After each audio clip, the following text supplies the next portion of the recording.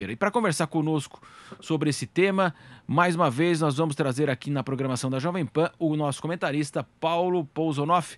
Olá, Paulo. Oi, Marcelo, boa tarde a todos. Pois é, né, Paulo? Ali o Renan, olha, eu vou te indiciar aquela coisa do poder, né, Paulo? Marcelo, tem que tomar até cuidado aqui com o que a gente vai dizer hoje, porque parece que o ímpeto autoritário aí do senador Renan Calheiros está em brasa, né? Ele está querendo indiciar todo mundo com quem ele não concorda. Exato. E, novamente a insistência dessa questão envolvendo os povos indígenas, crime à humanidade, genocídio. De fato, a oposição força a barra, né, Paulo? Marcelo, é o exagero, né? O senador, acho que foi o senador Girão ali que falou que é uma oposição assim estriônica mesmo, impetuosa, destrambelhada, incapaz de reconhecer qualquer mérito em qualquer ação, incapaz de reconhecer, principalmente, que a gente viveu um período muito confuso em que as decisões tinham que ser tomadas ali no calor dos momentos, os números da pandemia, os números trágicos da pandemia só subindo e tinha que tomar algumas decisões. Enfim, a gente ficou aí à mercê dessas discussões todas, discussões politizou-se a ciência, politizou-se muito a medicina, isso só gerou mais e mais ruído. Aí acrescenta-se a essa receita nefasta também as ambições políticas da própria oposição, né, desse próprio G7, e o que a gente tem é isso, uma CPI a qual não faltou coragem, como disse um senador ali hoje, mas faltou principalmente honestidade intelectual. E o governador do Amazonas, né, Wilson Lima, do PSC, também o secretário de Saúde do Estado, no final das contas eles foram indiciados. O presidente Bolsonaro, agora, Paulo, eu lhe pergunto, né? A CPI tem essa prerrogativa de indiciar um governador que nem prestou depoimento e também o próprio presidente Bolsonaro. A CPI possui essa prerrogativa legal? Pois é, Marcelo, até onde eu sei, até houve no começo da CPI, houve uma judicialização dessa questão. E o STF restringiu aí o escopo de atuação da CPI. Então, me causa surpresa, mas eu acredito também que esse tipo de medida, nesse momento, né, aos 45 do segundo tempo, só mostra também que até o G7 já percebeu que esse relatório ele não tem consequências no mundo real, ele tem consequências aí no mundo político, no mundo que vive, nesse mundo que vive da narrativa, né, de quem quer criar essa ideia de que a gente foi governado por um bicho-papão, um presidente do mal, que foi lá e causou a epidemia de Covid-19. Mas porque realmente a inclusão do governador do Amazonas prejudica até juridicamente o relatório da CPI, a apreciação jurídica, técnica desse relatório.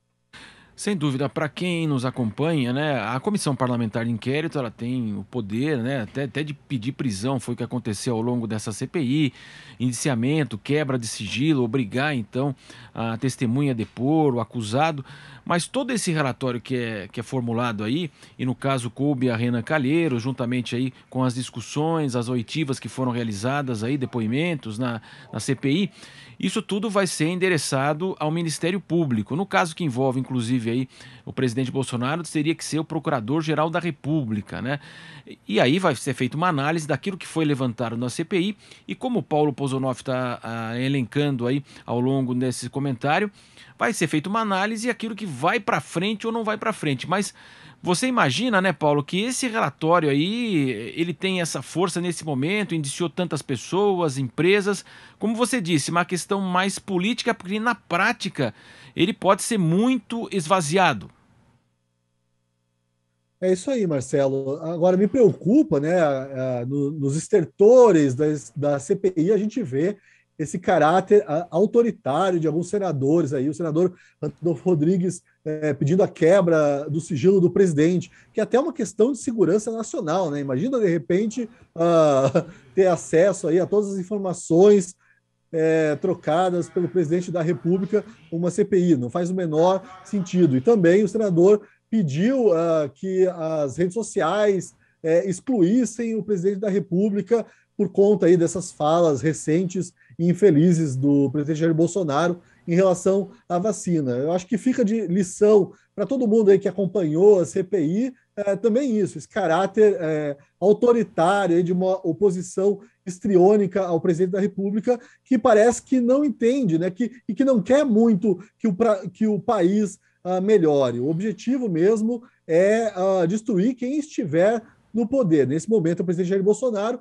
Então, essa oposição que se faz de olhos vendados aí, custe o que custar, de uma forma meio que maquiavélica até, porque os fins justificam quaisquer meios para esses senadores.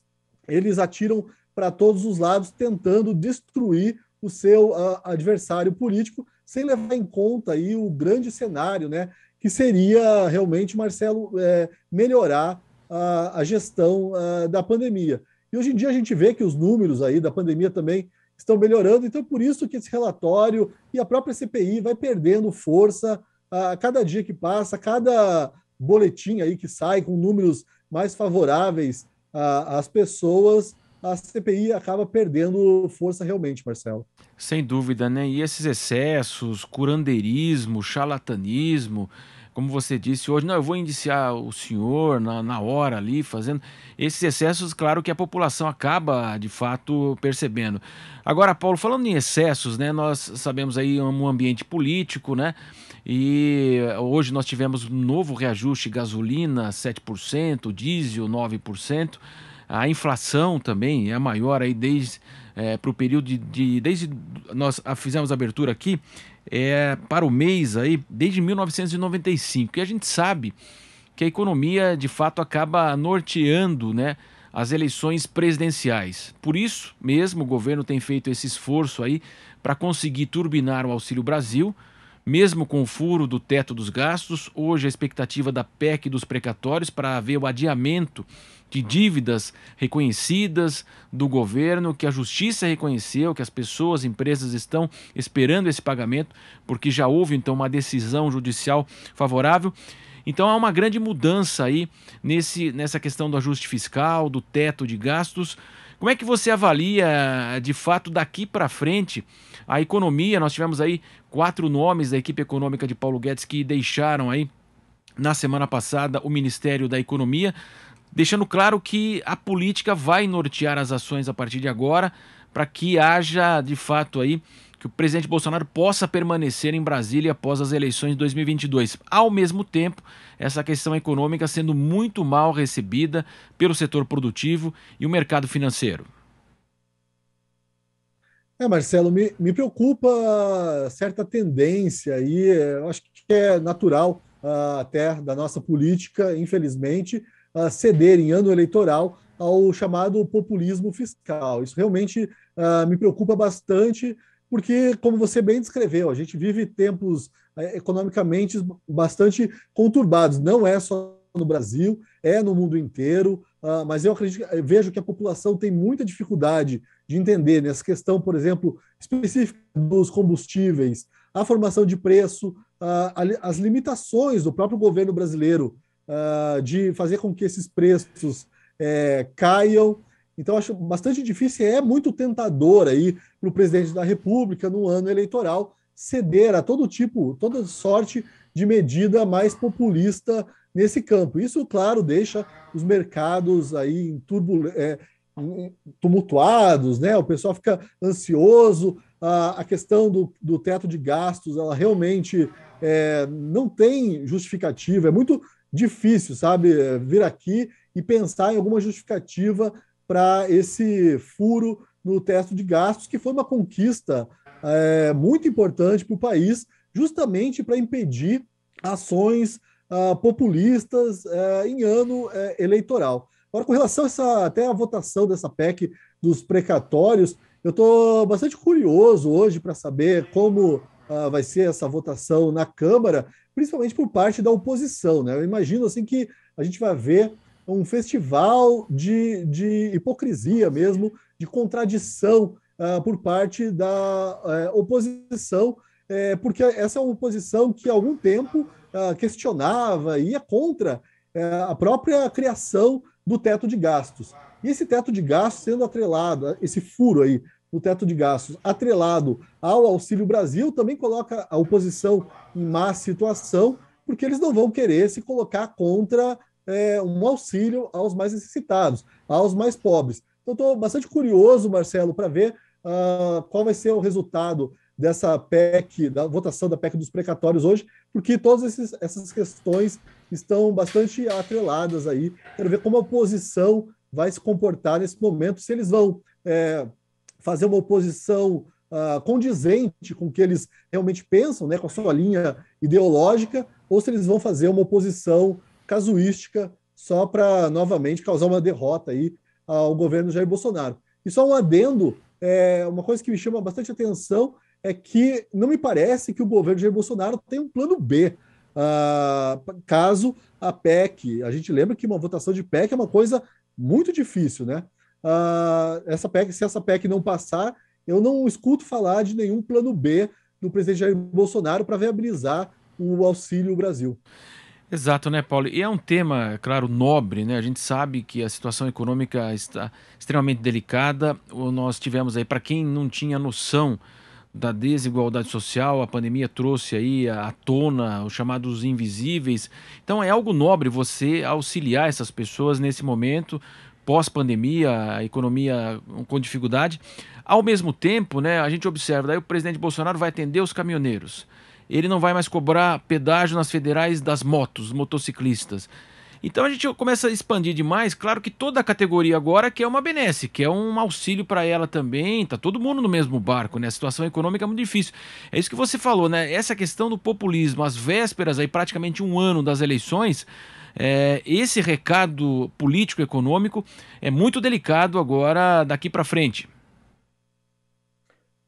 Marcelo, assim, o presidente Bolsonaro está sendo muito atacado aí nesses dias, eu acho que até nesse caso com algum sentido, porque essa associação, essa briga que ele comprou novamente, né, insiste nessa briga das vacinas, que é um assunto que devia ter ficado já para trás, é um assunto ultrapassado. Eu gostaria muito de ver o presidente Jair Bolsonaro nesse momento, já usando todo esse seu ímpeto, toda essa sua, né, agressividade mesmo, para de repente comprar uma briga com esses grupos de pressão que impedem, por exemplo, a aprovação de uma reforma administrativa que seja realmente virtuosa no médio e longo prazo para o país. Talvez seja o momento aí, até pensando eleitoralmente, né, o presidente que quer ser reeleito em 2022, de comprar as brigas certas. E nesse momento da economia conturbada no mundo inteiro, arrumar a casa, comprar algumas brigas, tomar algumas medidas que são mesmo impopulares, mas que são proveitosas, seriam virtuosas para o país aí no médio e longo prazo, eu acho que é preferível a comprar brigas que não dão em absolutamente nada, como essa questão das vacinas. Sem dúvida, né, Paulo? E é uma questão até de esclarecimento, como você disse, né? Essa questão dos combustíveis é mundial, né? Quer dizer, é algo global, não afeta apenas o Brasil. No Brasil, a diferença que nós temos é essa turbulência aí político-eleitoral, que é política econômica nesse momento. A gente já falou várias vezes sobre esse assunto e é verdade, quer dizer, o presidente perde muitas oportunidades, né?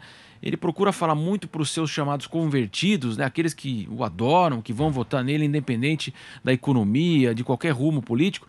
Mas ele está focado demais nos chamados convertidos e muitas vezes perde oportunidades para esclarecer a população quando ele vai dar uma entrevista, por exemplo, para colocar de fato, olha, é uma crise mundial, é isso, aquilo. A estratégia de comunicação, infelizmente, mudou, mas ainda é muito falha, né, Paulo? A comunicação do governo, acho que ali desde o começo foi bastante falha. Realmente, eu concordo com você. O presidente Bolsonaro ele tem essa tendência a falar para as pessoas que já o apoiam e ele acaba ignorando. E aqui eu não falo também, não faz muito sentido ele mergulhar no embate com aquelas pessoas que já o rejeitam de bate-pronto, né? Isso também não faz sentido, a gente sabe que a gente vive aí duas paixões políticas, então não faz muito sentido ele apelar aos petistas, à esquerda, ao PSOL e tentar convencer essas pessoas. As pessoas não estão dispostas a se convencer de nada. Mas entre esses dois extremos aí, opostos, existe um meio termo ali de muita gente que está interessada em ouvir novas ideias, que está pensando no Brasil não só para si, mas para os seus filhos e para os seus netos. Eu acho que talvez, eu não sou nenhum especialista em marketing eleitoral nem nada, mas eu acredito que seria uma boa estratégia para o presidente no ano eleitoral tentar convencer com boas ideias, não só com palavras ali mais agressivas, mas com boas ideias também e com uma atuação firme em relação ao judiciário, em relação ao legislativo, convencer essas pessoas de que o seu governo realmente é virtuoso. Paulo Pozonoff participando conosco aqui no Jornal Jovem Pan. E amanhã, hein, Paulo? Amanhã é estreia na TV Jovem Pan. Você estará conosco, Paulo, e todos os nossos ouvintes e também internautas. Até mais, Paulo. Até mais, Marcelo. Até mais a todos.